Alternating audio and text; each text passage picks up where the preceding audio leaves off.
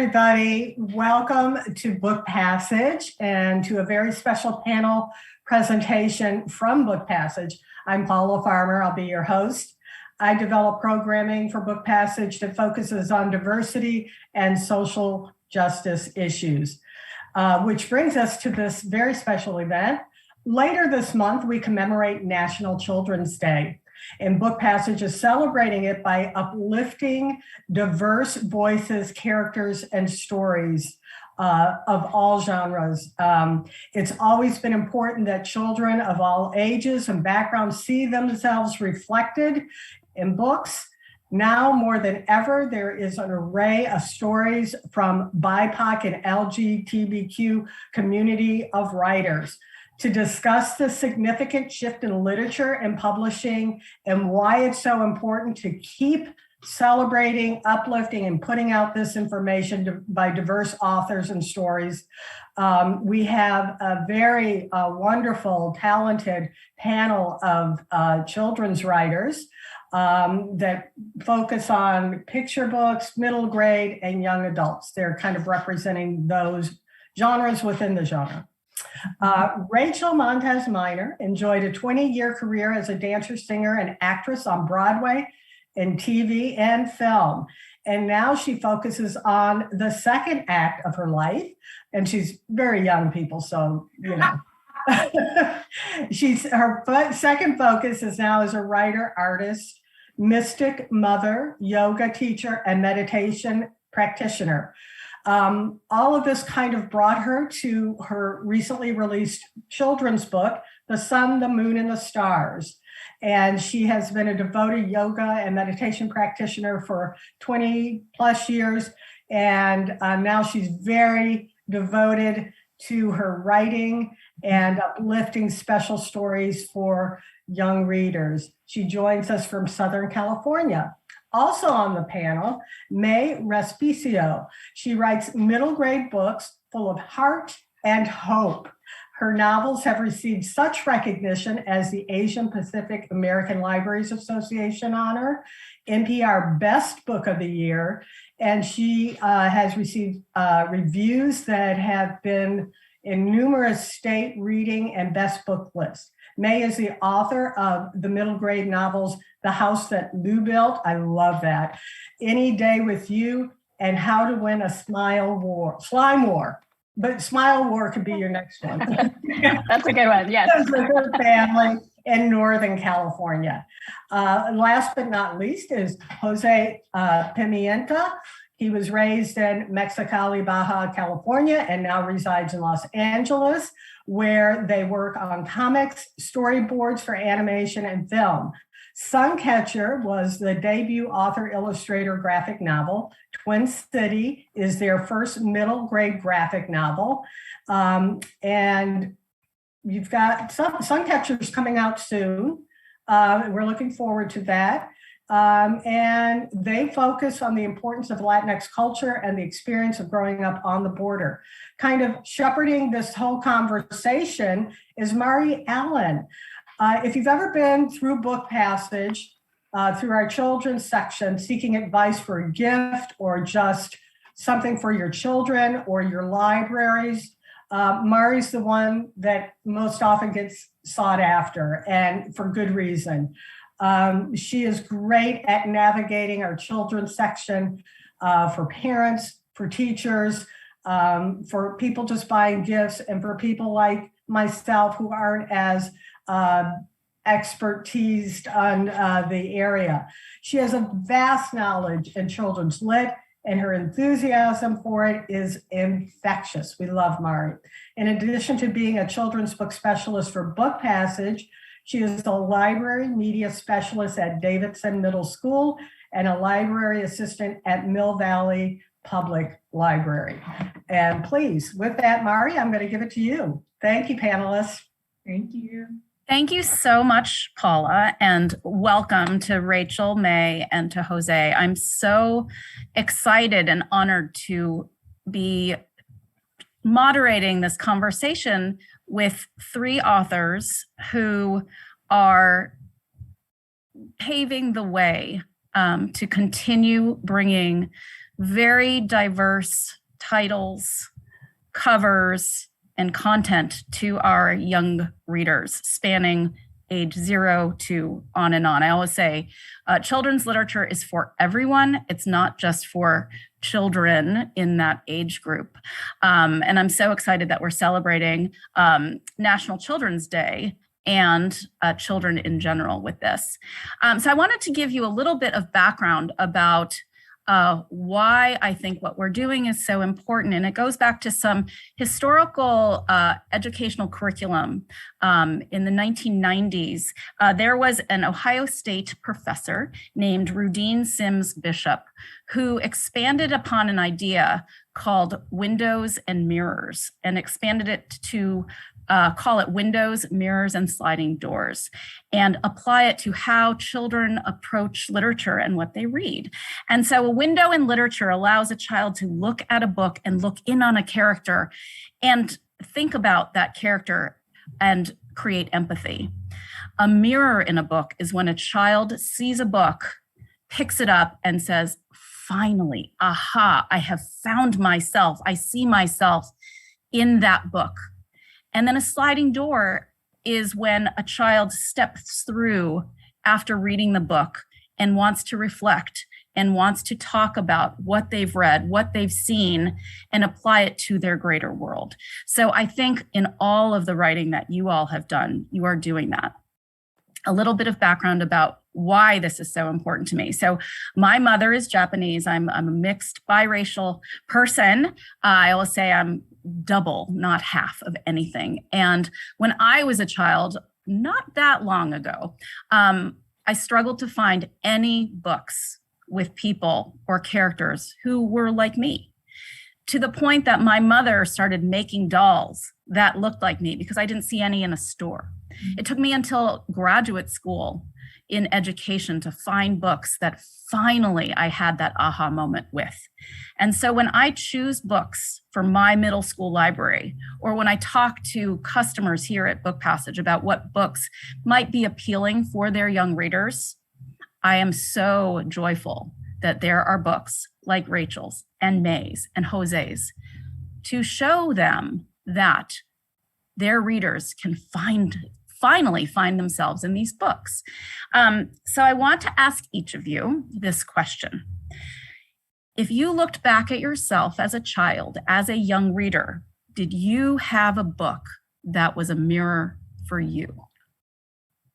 It's a tough one, but anyone want to start the conversation about thinking about what was that book that you finally picked up that resonated so much with you that you could go back to again as your own mirror?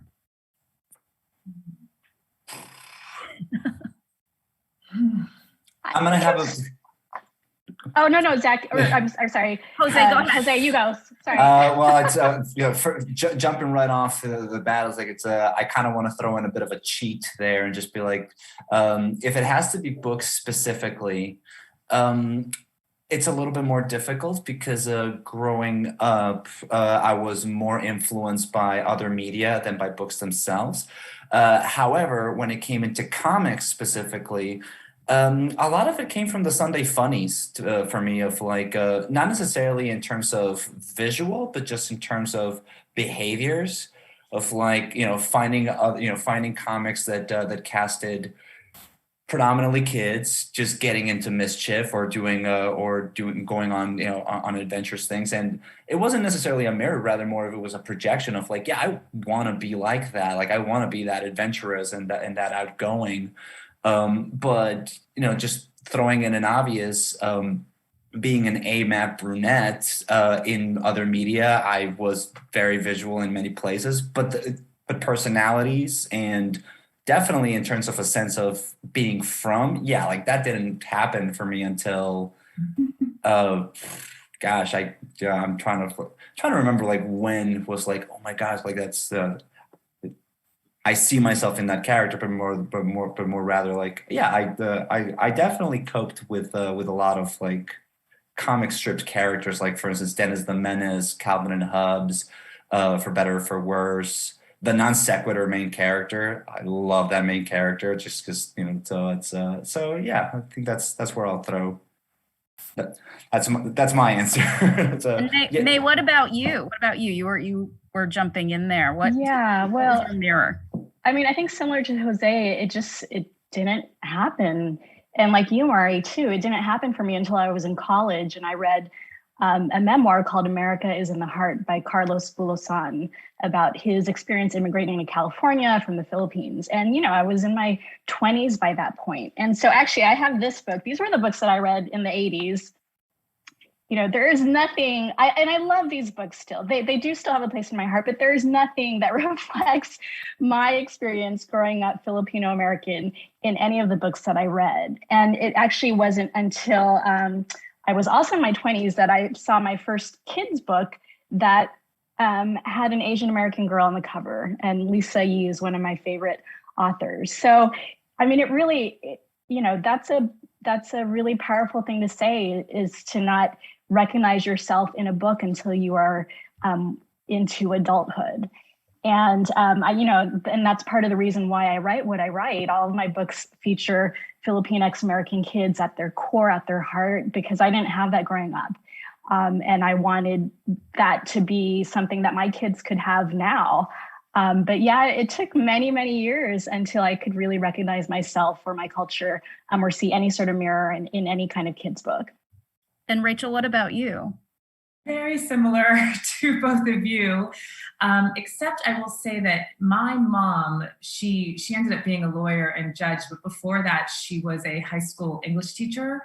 So she was definitely like my champion in searching books for me, but I don't remember a children's book where there was a mirror. But I think once I was like starting my teenage years, she was really seeking things out. And there was this book, Suki and the Mermaid, keeps coming into me. And then also Amazing Grace, which is a really old book. It was like one of the first books with an African-American girl on the cover.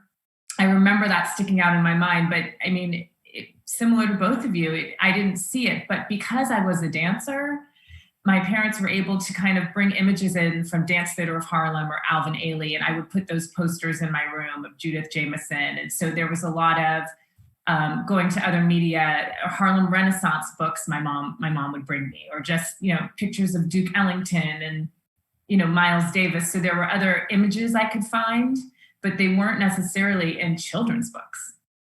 So it's and what about your classrooms? In the classrooms that you were in as young readers, did you find anything in your classrooms or in your school libraries that represented you? And did you think about it when you were younger? Again, my parents were so conscious, so I was really aware that it was lacking in school. And so when I came home, they were making such a conscious effort to make sure that, you know, that's what I saw on the walls. But I grew up in Los Angeles, and it's incredible that it wasn't in the classrooms. My story wasn't. And I was usually the only African American in all of my classes, you know, which led to, I'm sure you guys can relate, like, you know, if the civil rights came up or if slavery came up, everyone would kind of look at me like, well, what does Rachel think? You know? So I got into children's books through dreams in a very mystical way, but it's so important to me to provide these images because I didn't have that growing up. And May, what about you? Can you think back into your classrooms or the way teachers spoke about issues previously? Yeah. I mean, it didn't exist. There were no books about Filipino American kids when I was growing up in the 1980s. I mean, that just was not a thing. And actually, it wasn't until so I'm a mom, I have a teenager and an almost teenager. And when my first son was born, I remember we went to IKEA, we put together this bookshelf, and I thought, I'm going to fill this bookshelf with stories about Asian American kids. Like, there have to be more books now. And this wasn't too long ago. This was like around 2007. And I remember going to the bookstore and to the library and not finding a single book at that time with any Filipino American family. And, you know, this was already in the 2000s. So those things just didn't exist for me. And luckily there's more representation now. But that was, like similar to you all, that was my childhood and I think I did long for those books. I don't know if it was very conscious, but whenever, like the very few instances where I saw a Filipino American kid on a TV show or a movie, like I remembered watching Hook with Robin Williams, and there's an actor, I think his name is Dante Bosco, and he was a Filipino guy. And I thought, wow, he looks like a cousin, or he looks like me. He looks like someone I could be related to. And, that really stood out. And I still remember that feeling of, wow, that person is probably Filipino like me. And so while I wasn't conscious of that, growing up, those things did affect me. And Jose, do you have a comment on that? Or I have another interesting question to ask you all. I mean, well, just to wade in like a little bit, it is a very good question, but like I had a bit of a different experience, mostly because I grew up on the Mexican side of the border. So I was never in an American classroom until I went to college. So shifting the perspective a little bit, when it comes into literature that was provided for children in Mexico, I don't know another way how to phrase this other than like the default is different, because in Mexico, we're all like, most people there are mestizos or mixed race, because that's the country of Mexico. So in terms of like having books or subject matters that were approachable to children, like, it was more particularly oriented in terms of like, well, what does this say about Mexico, the country? So I think that was one of the things that kind of gave me a bit of an easier time in terms of finding characters or finding books or finding subject matters that reflected the world that I lived in. However, there were elements of like, because again, growing up on the border, like we had a lot of culture clash. So, when there were moments like, oh, well, I was born in the US, but I'm growing up in Mexico. But even then, people from the interior of Mexico there you go. So we have a guest now. Sorry about that. But people from the interior of Mexico don't think about the North too much. Yeah, and he meows. This is Greyhound. I won't apologize for him. Always welcome. Yeah, you hear that, Greyhound? Yeah. It's. I don't know. Like I may be drifting away from the from the original question, but I do remember, like, in the classroom, there were definitely things that were a little bit more standardized, such as like, well, these are books for girls, these are books for boys. And that always kind of gave me a bit of a hard time, and not really knowing like how to navigate that. And I think that was like another reason why it was easier for me to pivot to other mediums where it was more visual and there were different types of characters or different types of stories that took place in different places. I was like, okay, well, this kind of grabs my attention, or this type of music kind of grabs my attention, and I see something there. But yeah. So sorry, I don't mean to derail too much from the question, but not at all. No, this is exactly the flow, free flow that I had expected we would take. My next question is: all of you probably had a favorite book when you were a child, but I'm going to ask you, if you were to pick a new favorite book for yourself as a child, and it can't be your own book that you wrote, what would that book be? It's another hard one. And for me too, it's hard. If I were to pick, I grew up with Little House on the Prairie books. I read every single one.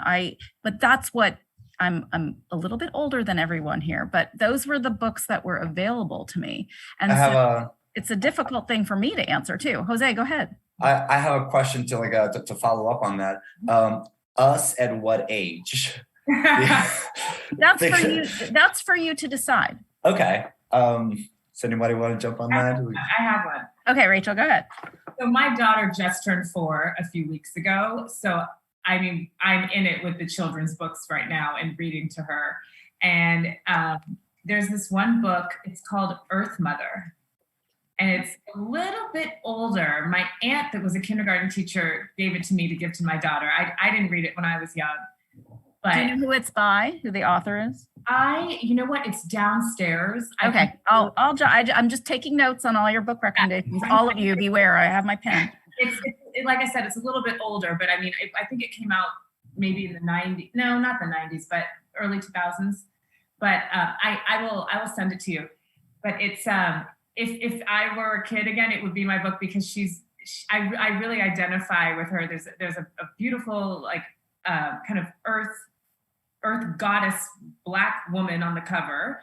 And throughout the book, she's casting rain on the forests, and she's lighting sage in the desert, and she makes it snow. And so there's this very, like, mystical tie to the earth, and she brings all the human beings together and brings the balance of the goddess, like, save the world, bring peace onto earth. And it's just so beautifully illustrated. And so it would be Earth Mother for me. Okay. And what about May or Jose? Do you have a pick for yourself now?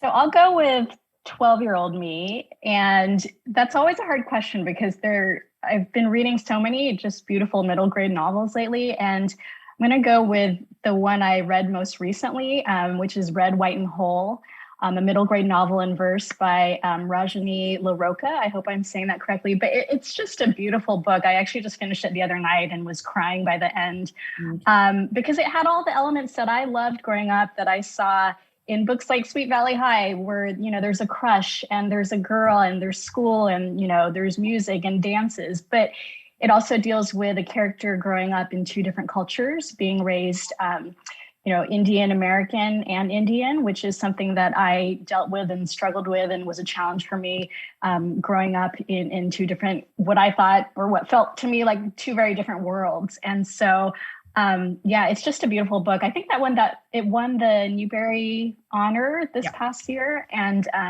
that's what I would choose for my 12-year-old self right now. Yes. And if any of you have not read books in verse yet, they almost need their own genre. Students are studying them in class, novels in verse, and that one, it just took my breath away. It's a wonderful one. So I'm adding that to my book list. Jose, what about you? For whichever age you want to be as a child now. That's the thing of, like, I so many, because, like, I wish someone would have shown me graphic novels as early as possible. Because again, I have way too many thoughts about that. But depending on the age, like, just to name, like, a lot, I wish that a comics anthology called Electrum would have been accessible, because it's all about being mixed race. And like I said, like, I'm not necessarily mixed race per se, but just, like, being at the border, with, like, from Mexican parents, getting culture clash from the US, but also, like, having, like, this thing of, like, American versus Mexican kind of thing, but not being Mexican American either, but not being, like, and Electrum tells all these stories of what does it feel like to be from two different worlds, and be able to make, and be able to feel, to still be a whole person as that. Definitely do that one. As a teenager, I would have benefited so much from books like This One Summer by Mariko Tamaki, or even Skim by Mariko Tamaki and Jillian Tamaki. But, just because it's topical and it's June, I gotta give it to this one. I wish that a book like Genderqueer, I'm forgetting the author's name, Maya, I'm so sorry, but it's very accessible book, but not like, I just read that book, and we don't have to focus on my age right now, but had I had that book as a tween, like, so many things would be different. But yeah, it's that's what I'll give it to. So May was mentioning books in verse as being popular. My most popular section in my middle school library is graphic novels. I've had to expand and expand and expand, and also explain to parents and some teachers that graphic novels are literature. They're not, I don't call them comics anymore, because the topics that are covered are so resonating with kids. My number one most checked out book right now is called Heartstopper. It's become it's taking off as a Netflix video, but it explores the relationship between two boys, and boys and girls are picking this book up. I have a whole list, a mile long. They are finding themselves in these graphic novels constantly. And it's so important because many of my students are from immigrant households where those topics are not discussed openly. And so some students only read the books in the library, and they have a special bookmark that I give them to hold their place when they read that book only in the library because they are afraid to bring those books home. What do you all think about that? Having middle schoolers who they're exploring their identities in all ways right now. A lot is happening across our country with adults who are not necessarily educators making decisions about what books can be in school, public school libraries, in schools. What do you all think about what is happening across the nation in that regard? I think it's disheartening and it's dehumanizing. You know, we need books to show kids that they are not alone. You know, we need books to help kids realize the breadth of humanity and to learn how to respect humanity and to open their eyes into other races and cultures and sexual orientations and everything. And to me, it's just heartbreaking. So I think discussions like this and knowing that there are so many booksellers and authors and educators who are really working hard to fight that and to get more voices into more kids' hands, that is the hopeful part for me. But, you know, to read all this news and to hear what's going on with book banning is really, it's just hard and it's sad. I was going to say, you know, we can't be what we cannot see. And it feels like an attack on who you are when they're banning books about identity and about ethnicity. You know, it's taking us back, and that's happening in other. You know, there's a whole movement. We don't have to get into all of that, but we can. Yeah, but we can. It's slow, but it's. It's so simple. Like what I was saying, we can't be what we cannot see. So by them taking books that allow us to see ourselves and allow us to have the mirror, like you were saying, by taking it away, it's an attack. I mean, there's no other way to say it. So authors and book buyers and bookstores, we're like in a battle right now, you know, and I am so proud of the work that's being done to keep these books in libraries. And it's so interesting, whenever they ban a book, you find out that it's like the bestseller that week. So it's not working, and they're not going to silence us.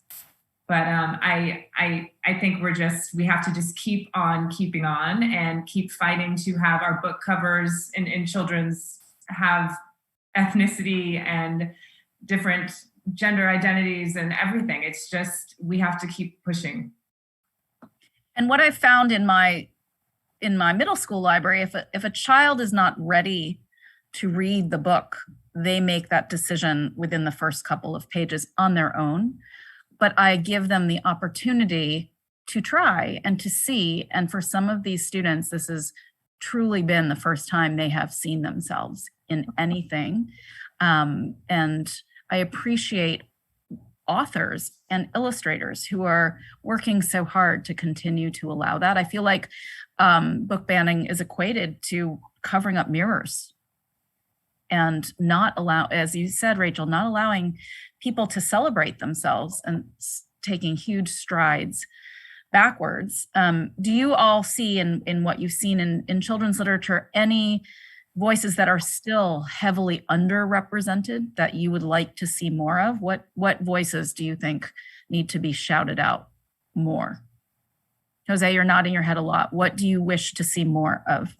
Oh, just like, I mean, pick where. Sorry. Well, before I answer that, I do just want to like clearly say that the author of Genderqueer is Maya Kobabe.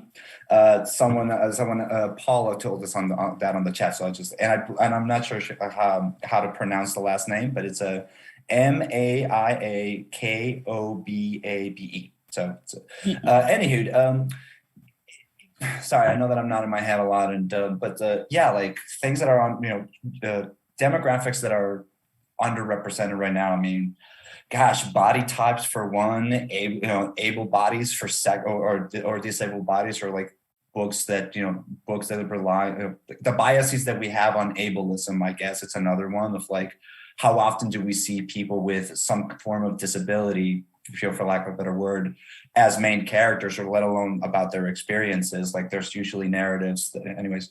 That's one. Jesus, what else?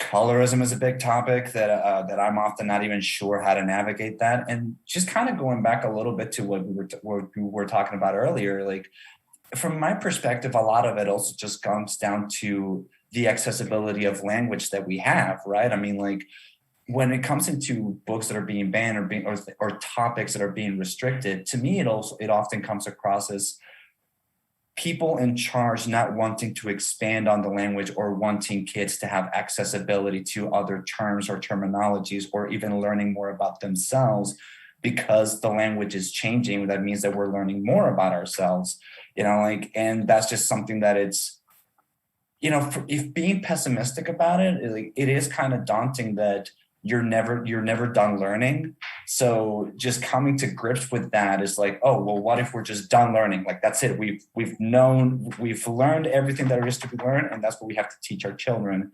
Like, no, there is still a lot to be learned, and learning is hard. It's a lot of work. It's a lot of effort. And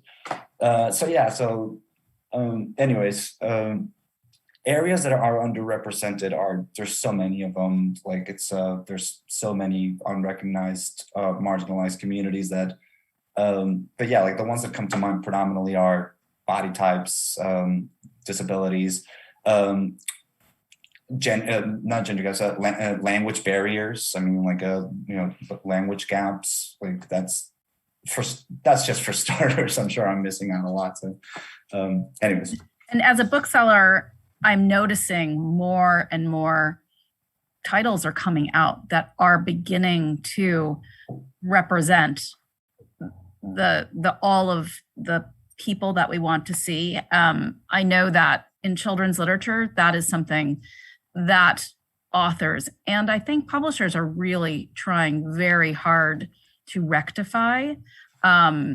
I read a lot of adult literature, but because I'm so focused on children's literature, even in the past 5 years, I've noticed leaps and bounds the changes that are happening. Rachel or May, do you have I wanted to also go back, as Jose did, and say Earth Mother, that children's book that I was telling you about. It came out in 2005, and it's by Ellen Jackson. And it's so beautiful. The illustrations are so. I wish I would have had this. The woman has a afro on the cover, and there's like birds. It's incredible.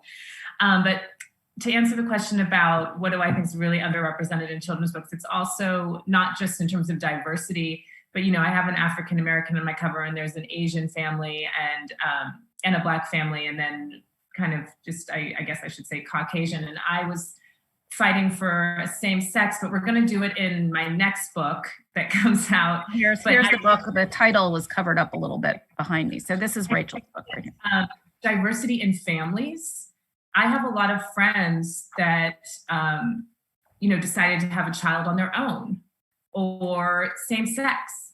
And, it's not just about the two parent even, like she was searching for a book where it's just a mom and a child. She couldn't find one, so it's not just diversity and ethnicity, but it's also, the family structure. And I think that that's another thing the book banning thing is trying to come up against, is to say, this is what a family looks like. And a family can be so many things. You can be raised by your grandmother, and that's family, and it's all love. So I think it's up to us to keep kind of challenging that family structure and show that families can be anything, and adopted children, and families that don't all look alike, and the kids can look different than the dads. And,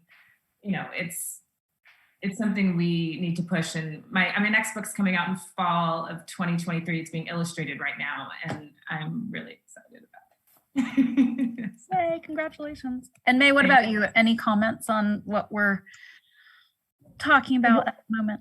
I just think we need it all. Like, every kid deserves to see themselves in a book, right? And I actually have a friend who's also Filipino American, and she's learning her craft right now and trying to finish her first book. And she told me at one point, there's a handful of Filipino books out there already, who's going to buy this? I said, no, that's not the way to think. We need every voice. We need every story. Not every kid is going to see themselves in every single book, but they need those choices. And I think one thing that I would love to see a little bit more of, and I am a little bit, are everyday stories where the kid happens to be of, a certain group or demographic, but not necessarily focused on culture. I noticed that my kids really love books like that, where, it's a story about, like a kid who makes slime, but he happens to be Filipino American. I would love to see more books like that as well. But, if you're a writer and you're watching this, we need your story and we need your voice. And so just keep doing what you're doing, and, it will get out there. And in speaking to other writers, so our audience, we may have parents, we may have students, young children, but we may also have a lot of writers who are watching this. Any thoughts for them? May, you just talked about just get your stories out there. But what other things would you tell up and coming writers or yourself when you were a new writer? Is there anything that you would have done differently with the books that you have out there? Are there any things that you would have taken back, or things that you edited that you would return to your masterpiece? What about that? Any words for writers? I would love to say that if a story is coming to you, it's choosing you, and it's your duty to get it out. Like, if that story is coming to you, that is your story to tell. Like, the universe has chosen you. No one else can tell that story but you.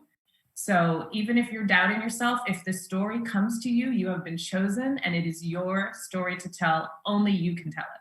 So believe in the story. There's a reason why it came to you. It came and is coming through you. And I also believe that when that happens, there are forces helping you get it out. So if you're, how am I going to get a book deal and all this? Just keep trusting. The story came to me for a reason, and it's coming through me for a reason. And we all have different avenues to how we get our books out. I mean, I'm sure, I don't know if we all want to talk about how we got our book deals, but it's if the story's coming to you, it might take longer than you think, or it might happen faster than you think, but you've been chosen for a reason. And it's funny when you brought up editing, because we all kind of laughed. Editing is something I was not expecting, that process with my first book. I mean, this is a picture book, they're not that long, and it's so interesting how much work we put into it. And it's like, it almost matters even more when there's less words, like every word matters. Like, me and my editor, Emily Easton, who's incredible, like we combed, and even the abbreviation, and the editing took so much longer than I realized, and so much more work than I realized. So when you're picking up a picture book, know how much work and care went into it. In every book, every word matters. I'm helping my childhood best friend get her masterpiece out there, and every single word in every book, whether picture book, middle grade, graphic novel, every word just matters. And the importance of people knowing that you have chosen, should I use an apostrophe here or not? Should I contract that word, or should I use a larger phrase? Every single thing is so thoughtfully and carefully done. May or Jose, do you have any thoughts about your reading, your writing, and how, if you would have addressed your book in a different way, or put something back in, or taken something out?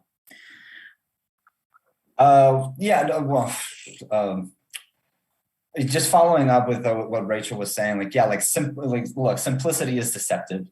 Like it's, just because it's, just because it's less doesn't make it any, actually it can make it harder.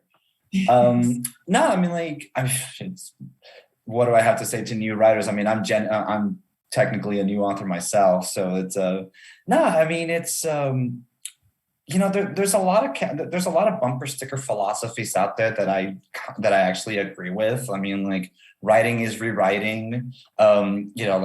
Perfection is the enemy of completion. Like, just finish your drafts. I don't know about many authors, but like, I know that cartoonists very specifically, we have a stereotype that we're awfully shy, or like we're a little reserved, and it's like, I sometimes want to like encourage people to be like, well, that's going to prevent you from showing your work to others. Like, you have to, show your work to others, one way or another. And no, it does not get easier. It just becomes more manageable. No, but like, in terms of advice, or in terms of like, what would I even tell myself? It's just more of like, it's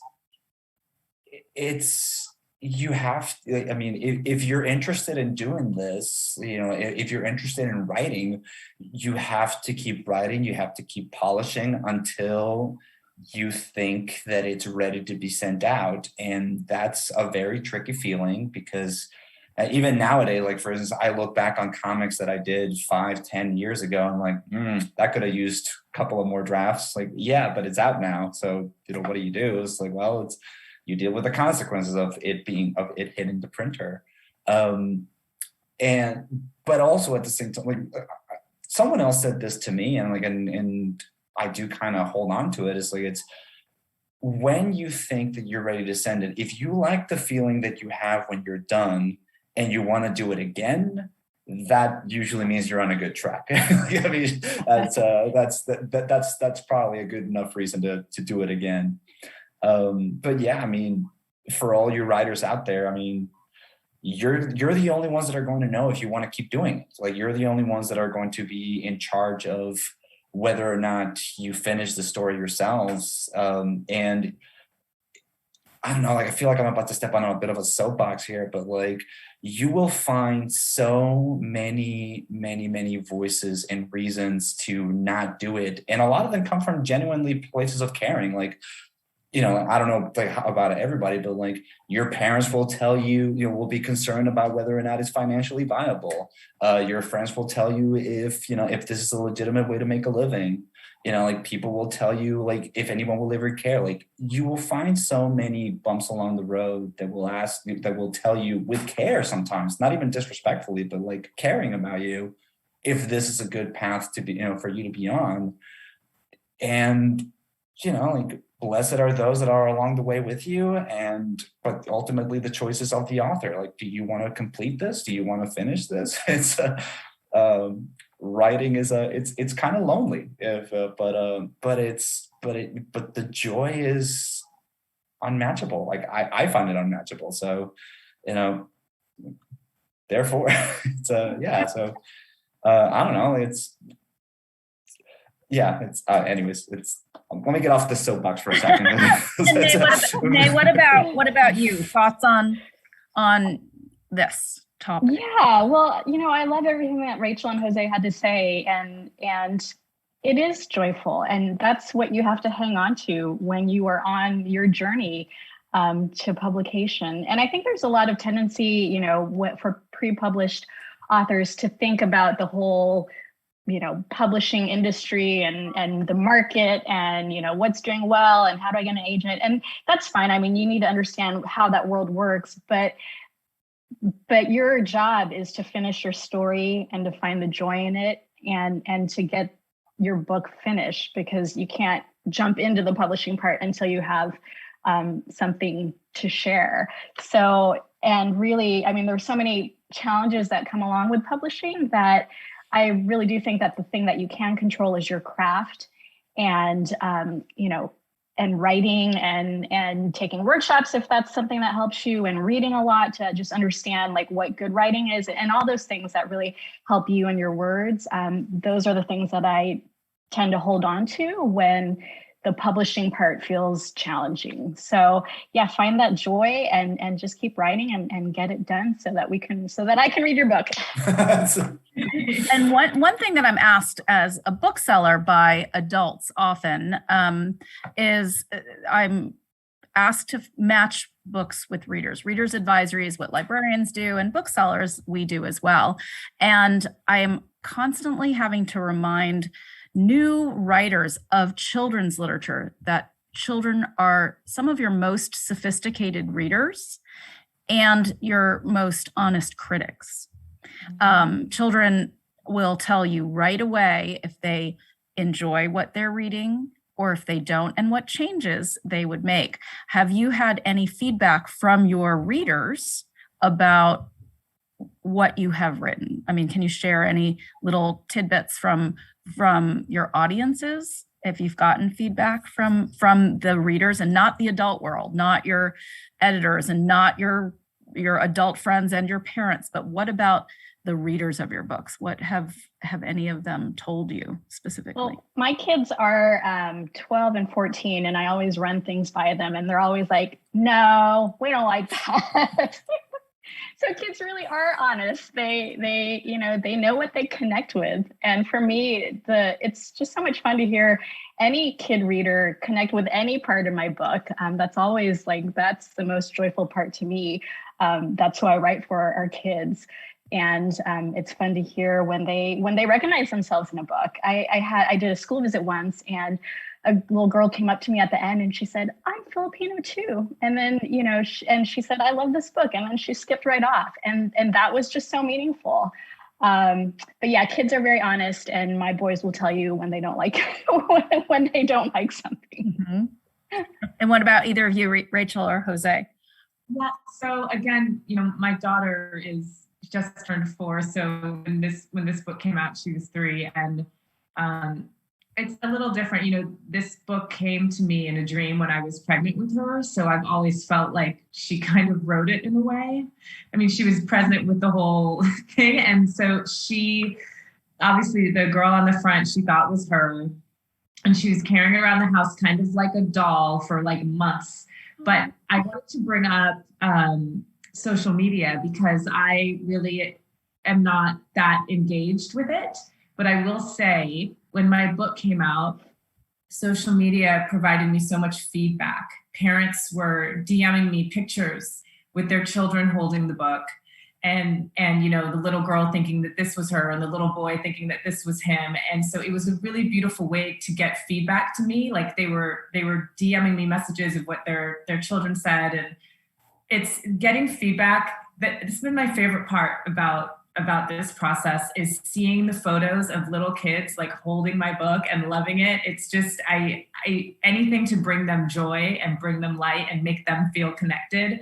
So I will say that social media really helped me access the feedback, because this book came out in November, and it was still, the pandemic was, we're still in it, I know, but it was back in November. We weren't doing a lot of in-person things. It was Zoom and everything. So I am grateful to see all the images of little kids holding the book. And again, they think it's them, and some kids are like, I'm the sun or I'm the moon. And we also released a little lullaby that went along with the book that my husband and I wrote together. And so I got some, videos of kids dancing to the lullaby of We Are Always Loved. And it's been great. It's the first time I've been okay, well, maybe social media is good. And Jose, what about your readers? Because you have older readers than Rachel and May. Yeah, I guess. Yeah, I have had plenty of positive experiences, especially since back when doing conventions, right? I think one of the ones that stood out the most, and again, there's been quite a few of those. Not always necessarily to a person, but especially when I was doing conventions either near the border or in Southern California or even in my hometown,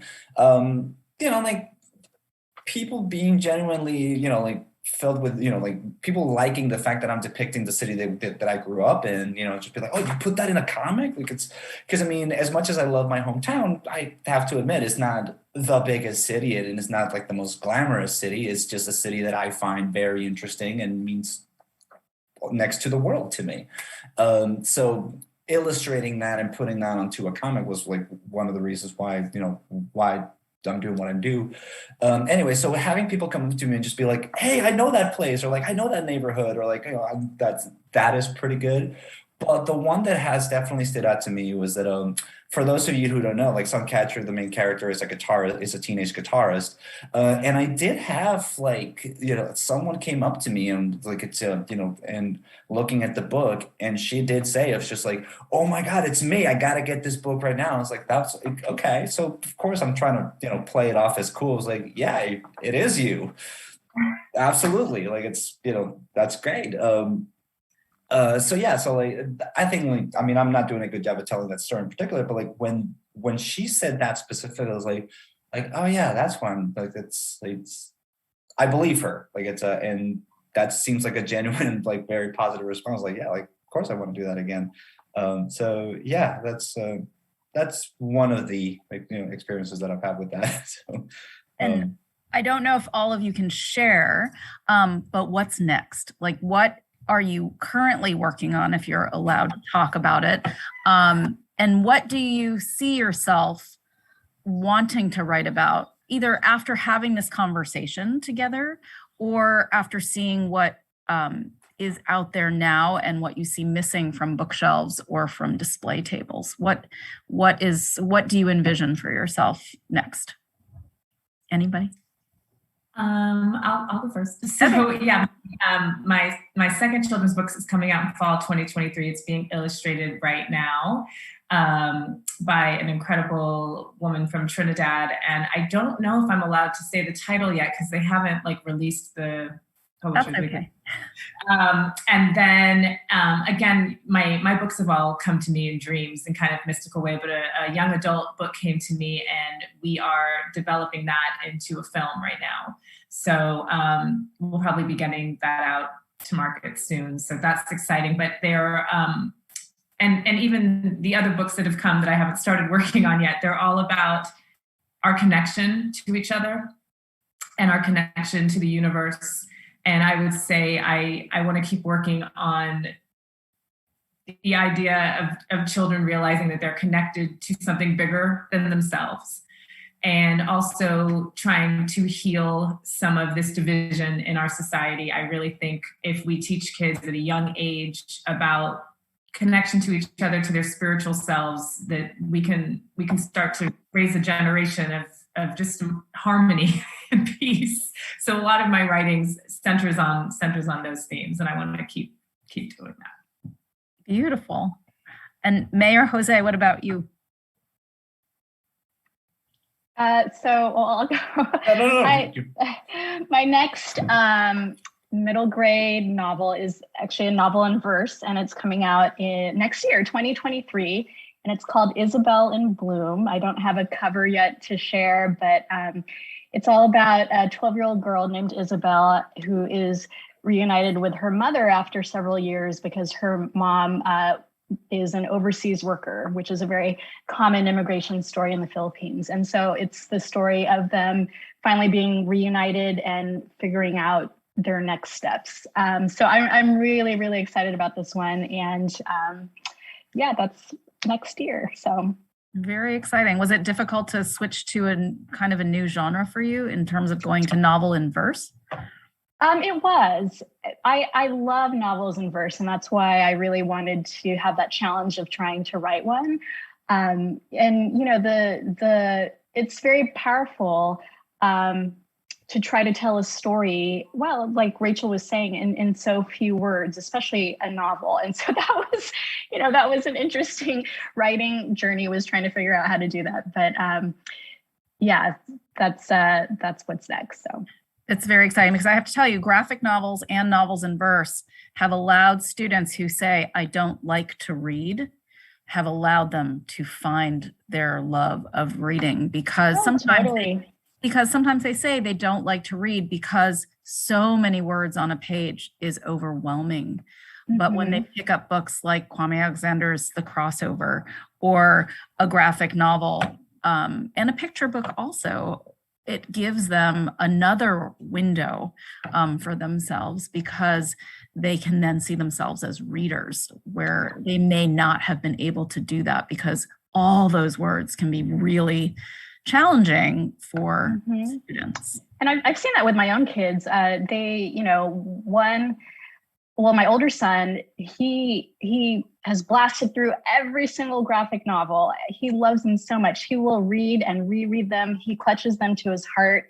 You know, that's the story that he loves. And that's the book, you know, that's the genre that has taught him to be a reader and that has kept him reading. And so, you know, it's always surprising to me to hear from teachers who say, well, you know, you need to try something else now because you've read every graphic novel. Like, I just don't think that's the right direction. If they love something, you know, let them keep reading what they love. And so, yeah, that's my little soapbox. Right. Yeah, I mean, like, kudos to educators and librarians who finally managed, like, who have been putting it into, like, there's different ways of learning and there's different ways of like taking in stories, and it's like, it's because similar, like I was exactly like that. Like my entire life, I was like, I'm not a reader, I don't read. Like it's but then once I started like looking at graphic novels, it's like I swallow them. Like it's like, what is that, 500 pages? Yeah, that's my afternoon in a couple of hours. Someone gives me a pamphlet and I'm like, I don't know, too many words in there, words I don't understand. Like I think I need a thesaurus. That means another book with way too many words or something. But like someone gives me a graphic novel, and it's like, yeah, I'm taking that in. So yeah, and educators and librarians have been kind of going over that, of like, there are some kids and adults who like to engage with a medium or with a story through audio or through a visual or through, you know, or through prose. Like that happens for sure. Yeah, I've told a lot of students who say they don't like to read it. I just always say it's because you haven't found the right book yet. Right. Yeah. It's like, try something else. It's like, try an audiobook. Like they're just as many, or try a comic. Like you said it earlier, like, you know, graphic novels are, you know, comics are literature. To plug in what I'm working on, like, I think everything that I'm working on has been announced, so I'm comfortable talking about that, which also means that I'm tied to a desk for the next 2 years or something. So it's about as much as job security as you can have being an artist, I guess. No, it's Suncatcher is a YA, but Twin Cities is middle grade, and that comes out this July, so in about a month and change.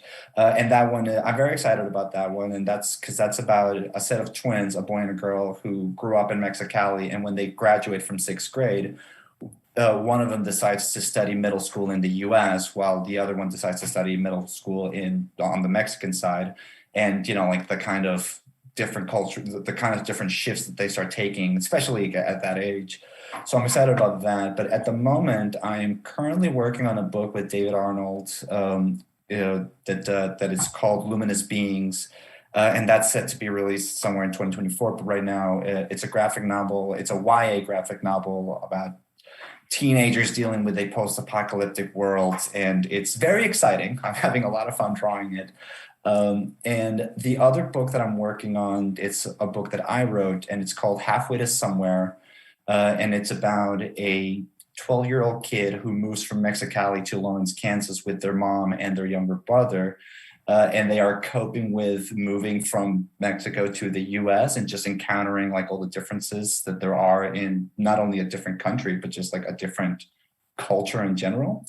And one of the things that I was very interested in going into that book is that eventually the main character, they start encountering Mexican American kids, and just kind of diving into a little bit of like, one of the things that I'm interested in exploring, I'm interested in other writers exploring too, is just going into the nuances of what diversity can also embark.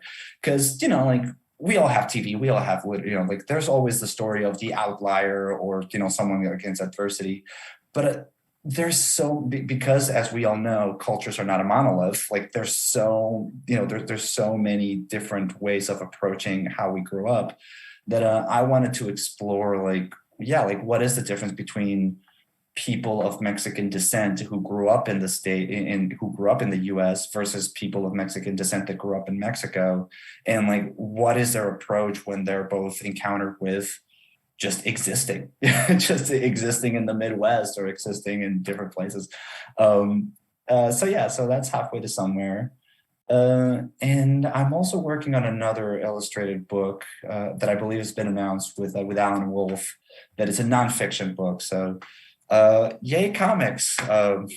Yay comics. Comics. Yay picture books. Yay middle grade and novels in verse. I just feel like I have to go back to one thing that Rachel said about connecting with people. I feel like the past few years of COVID have given us some silver linings, which as much as I can't stand Zoom, I'm glad we're all connected here in a room in some ways, because this has given us such an opportunity to connect and talk about issues that are really on the forefront right now in classrooms, in libraries, in our country. And it has been such an honor to talk to all of you today. I hope that you'll consider visiting virtually or in person some of the schools that I am connected with up here in the Bay Area, because schools are always looking for guest speakers, illustrators, picture book authors, and as May knows, she's visited with me some schools in our area. But it has been a great pleasure to talk with you all today. And I see Paula down in my area, down and ready to talk to us right now. So thank you all for being here with us today. And yes, thank you all. And thank you so much, Mari. What a great discussion. As someone who's not immersed in that genre, I actually learned a lot. And I think I'm going to start accessing these books that you recommended. It's a whole different world. And as I think you pointed out, Mari, it's not necessarily just for the age group that it's in. Anything can cross over, including to adults. And I appreciate your discussion. Mari, thank you for bringing up the concept and explaining the concept of windows and mirrors. Very important, kind of the catalyst for our discussion today. May, thank you for, I really loved your comment about, in addition to maybe having stories with diversity about specific issues that impact diversity, I love that you said it's also important to just have regular stories, but with diverse characters in it. Such an important point. And Jose, love the soapbox. Anytime you want to rant, you've got a platform with Book Passage. We'll just pull out the Jose rant. It's all great. And Rachel, I should have warned everybody I'm a bit of a chatterbox. No, we love it. We love it. This is we're your people. Rachel, love your comment about you can't be what you can't see. Wow. That's so important. And also I want to tell everybody, any lullaby that Rachel's doing with her husband, I want to hear and I want to go to sleep to, because we didn't mention it, but her husband is the very talented and renowned musician, Ricky Minor. So yeah, I'm all over that lullaby. Thank you so much.